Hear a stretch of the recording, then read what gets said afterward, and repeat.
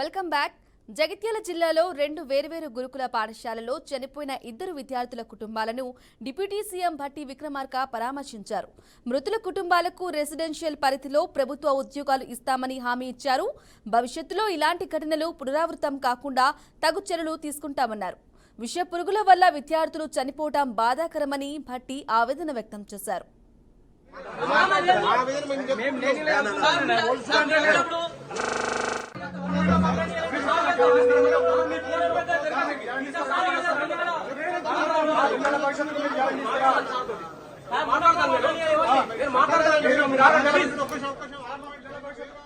మరోవైపు పెద్దాపూర్ గురుకుల పాఠశాలలో పోలీసులు అత్యుత్సాహం ప్రదర్శించారు. డిప్యూటీ సీఎం భట్టి విక్రమార్కను కలిసేందుకు వచ్చిన విద్యార్థుల తల్లిదండ్రులను సీఐ సురేష్ బాబు అడ్డుకోవడంతో వాగ్వాదం జరిగింది.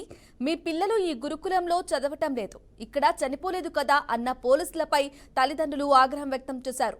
చివరకు మంత్రి పొన్నం, విప్ అడ్లూరి చొరవతో డిప్యూటీ సీఎంను కలిసే అవకాశాన్ని తల్లిదండ్రులకు కల్పించారు.